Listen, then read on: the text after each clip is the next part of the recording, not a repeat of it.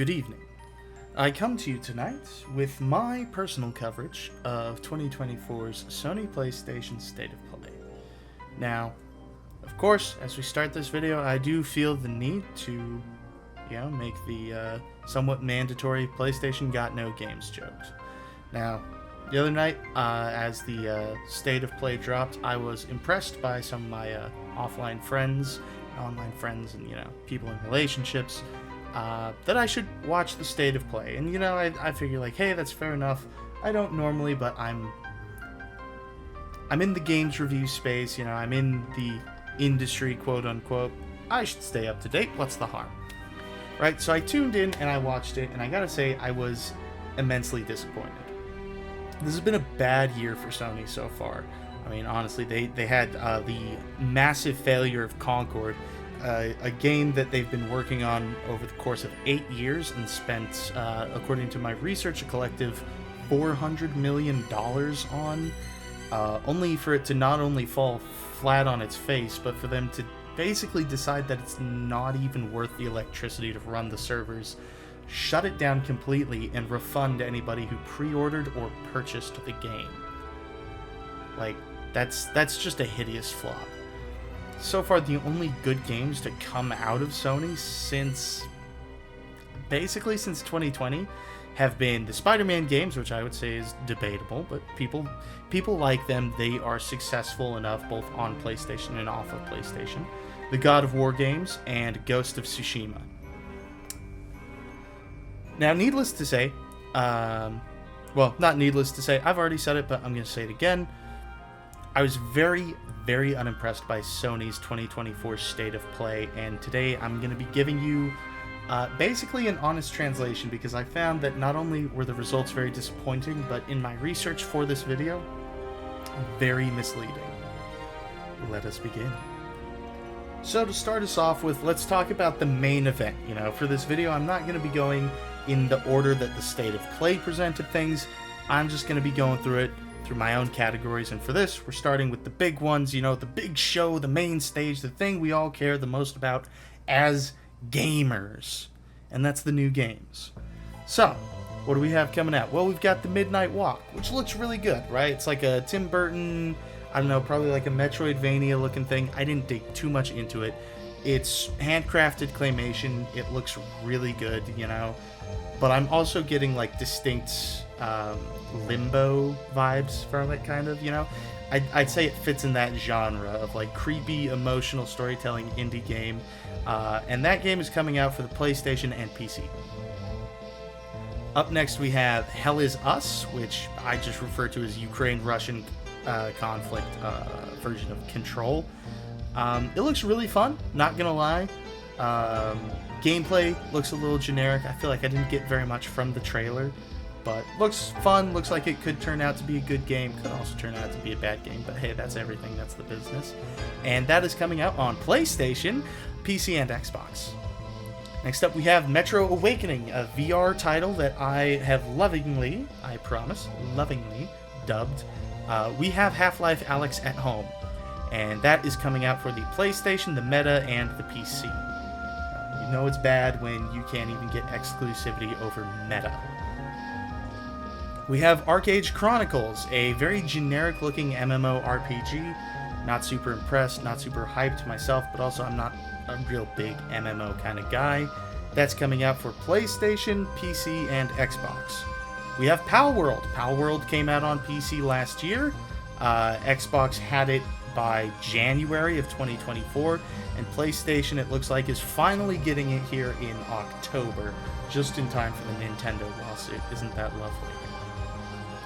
We have Sonic X Shadow Generations.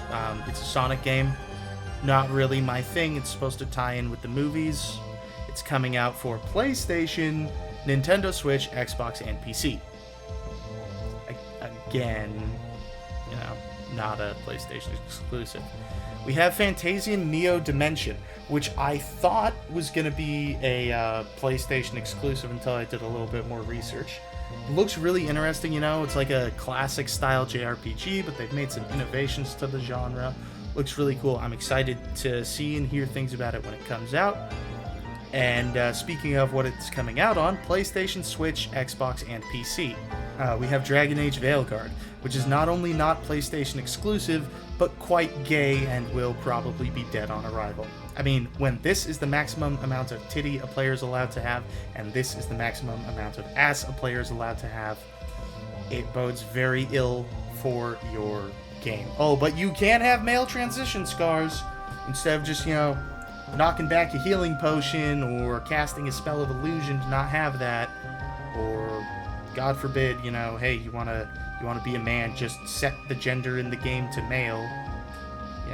Last time I played a game, because I really like playing open world games as female characters, they never went like, hey, so we're gonna need you to put a used tampon into the disc tray just so we can make sure that you are in fact a woman, as I see you're trying to play as a female character. They don't do that. But I don't want to turn this into a Dragon Age Veilguard video. That'll probably be its own thing, maybe next week. I don't know. We'll see how things go. But even that is coming out on PlayStation, Xbox, and PC. We have Alan Wake 2, which came out last year. It won Game of the Year for like 2023 or 2024. I can't remember exactly which. But PlayStation is only just now getting it for the PS5. We have Fear the Spotlight, a member berries game for PS1 survival horror games, back when PlayStation actually tried new things. And even that, which is directly pulling from PlayStation Heritage, from PlayStation Legacy, from PS1, is coming out on PlayStation, Switch, Xbox, and PC. We have Towers of Agzba. I don't know how to say it. Looks like Animal Crossing at Home. It's coming out for PlayStation and PC. We have Dynasty Warriors Origins. It's like a horde fighter game. I don't know what it's called. It's made by the same guys who make the Dead or Alive games, so you know it's going to be fire. That one, again, PlayStation, Xbox, PC. Monster Hunter Wilds, PlayStation, Xbox, PC. Lego Horizon Adventures. Doesn't look very good, not super hyped for it. PlayStation, Switch, PC. And then we come to the main event, the only PlayStation exclusive game announced in the PlayStation State of Play here. The new Ghost of Tsushima game, Ghost of Yokai, which is coming out PlayStation exclusive, and people are already calling woke, which means you've already taken a hit to your player base there. So even that, the one game that you could use to try to entice people into getting a PlayStation 5 or a PlayStation 5 Pro, you can't even do that now. You've lost half the audience just right off the bat. Not necessarily through any fault of their own. I don't want to get super into that. That's like culture warsy shit, and Ghost of Tsushima I thought was really good, so I'm happy to take a wait-and-see attitude with Ghost of Yokai. I figure like, hey, let's let it come out and we'll reserve our judgments for that. But who knows? They might make me jump the gun with developers saying some stupid shit in between now and then. Who knows? So that is all the new games announced for the 2024 Sony PlayStation State of Play. But they don't just announce games at the Sony PlayStation State of Play. No, my dear viewer. No. They also announce what I am going to generously refer to as DLCs. What are these DLCs? Well, for Astrobot, their latest hit platformer for the PlayStation 5, it's a game people have really been enjoying because it's make Jumpy Man go jump over obstacles. They're announcing an add-on, which basically comes with 10 new Astrobots you can play as, and some more missions and challenge courses. Great, glad you put that in the State of Play and spent like 2 minutes covering something like that. Definitely necessary. You have Teenage Mutant Ninja Turtles: Shredder's Revenge. I'm not really gonna honor this one with the title of DLC, but I sorted it in here because there's nothing else to really call it. It's an update. It's a quality of life update. It comes with a soundtrack remaster, and they ported in 2 new characters from another franchise, including a weirdly fuckable lizard. They updated Split Screen and put Split Screen into Lego Fortnite. Great. And then they added a photo mode and a costume to Stellar Blade. All right, awesome. Good for you, PlayStation. Good for you. Up next, we come to the section I've called Remasters. They are re-releasing the Lunar Remastered Collection. Again, member berries to when PlayStation actually made games and not just movies that you press X to continue the movie on every, 5 to 10 minutes. We have Hitman World of Assassination for the VR. I call this one a remaster because it's a game that came out in 2016. It's as much of a new game as Skyrim VR is, or Fallout 4 VR is, or Starfield VR will be when Todd Howard decides to grace us with that. We have the Legacy of Kain games are getting remastered. Wow, isn't that wonderful? We have Horizon Zero Dawn, one of the most mid-PlayStation games that came out in 2018, is getting a remaster only 8 years later. That's insane. Xbox still hasn't remastered Halo 3 or Halo 4, and those games came out 10 years ago. We have The Last of Us Part 1. They just kind of announced that it was coming out on PS5. They didn't really specially notate any changes. I'm just assuming that because it's on PS5, it's going to be prettier. We have PlayStation Plus gets 3 games. They get WWE 24, the Dead Space Remaster, and Doki Doki Literature Club from 2016. And then if you pay for premium, they will also let you play some games from back when they didn't make shit games, like Dino Crisis and Legacy of Kain. Then we have apparently the PlayStation 5 Pro basically remasters all of the regular PlayStation 5 games. Please spend another $700. Just give us $700 more. I promise it'll be good. I promise you'll love it. Please. Just a little money. Please, sir, may I have some more? And then apparently just the PS5 Pro is going to have all the games that literally everyone else has. So isn't that just so cool? Wow. Consume. Get excited. Get hyped, consume next products. It's fucking depressing.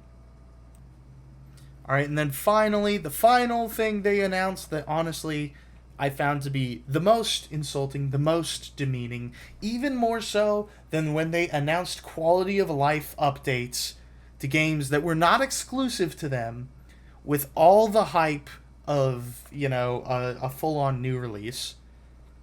We have Peripherals.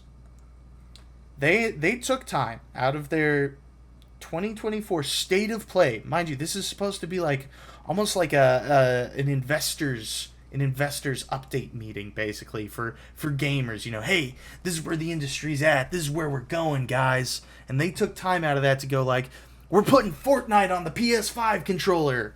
We're putting Pearlescent on the PS5 Pro and the PS5 Pro controller. Isn't that so cool? It's probably going to make it cost an extra $400. Give us your money, consumer. So, to sum up, what we have out of the Sony PlayStation 2024 State of Decay, we have 14 games that literally everybody else is also getting. We have one exclusive game that will inevitably be ported to PC. Might take 4 years, but hey, we'll get it. We have one minor add-on, that one being Astro Boy, or Astro Jumper, Astrobot. We have 3 quality of life updates. We have 5 remasters. We have 3 mid-ass games for free if you give us $10. We have 2 more games that you probably already own and that people are begging us to remaster, but we won't, for $18. We have the Ultra Mega Jizz in Your Pants 4K graphical updates for the entire last generation of consoles for $700, i.e. the PS5 Pro. We have Fortnite the controller. We have pearlescent covers for the aforementioned $700 consoles. Alright, so, honestly, what is even the point to owning, purchasing, or playing on a PlayStation at this point? The majority of their exclusives get ported over to PC sooner or later. New games for them also go out to Xbox, Switch, and PC. The premium membership is offering far less benefits than their direct competitor, Xbox Games Pass. They'll charge you an extra $200 to bolt a disc tray to your console. This is all to say nothing of how they floundered a Game of the Year layup like Helldivers 2, numerous security and data breach incidents, and inability to produce enough consoles to fulfill their ever-dwindling player base's demands. I mean, look guys, the console wars are well behind us, and my intention with this video is not to dredge up old drama or, relive the glory days. I made this video because I was watching the State of Play, and I was just blown away by the sheer lack of content. This is what they have to announce, this is what they have to share, to preview, to get us excited for not just the games industry in general for the end of 2024 and going into 2025, but this is supposed to be what gets us excited for PlayStation. This is supposed to be what's gonna get you excited to buy a PlayStation. And they offered you one exclusive game, and everything else you can get on a better platform with better benefits. Sony is meant to be a gaming titan, okay? They once dominated the industry in sales and innovation. The PS1 came out, right? And it had so many games. It pioneered the way things are. It basically invented modern console gaming as we know it. The PlayStation 2 is the highest selling video game console of all time. And, Sony PlayStation once dominated the industry in sales and innovation. What do they do now? They release one exclusive game every year in a vain attempt to justify the purchase of what amounts to a lobotomized proprietary PC. I hope this video helps to inform any consumers who are thinking about buying a PS5 or a PS5 Pro for anything that was in the State of Play this year. My advice is genuinely, honestly, save your money, buy a PC. Buy a pre-built PC, buy a refurbished pre-built PC. That's what I did. Runs great. Okay? I know it's a higher investment out the gate, but I promise you, you're gonna save money in the long run. And with things like Steam's advancements over the last 2 or 3 years in adding in things like big picture mode, wider controller support, and the totally not for Nintendo emulation 9000, PC can now offer the same feel as a console. Anyways, thanks for tuning in. This has been the Nickel Necco coverage of Sony's 2024 State of Decay.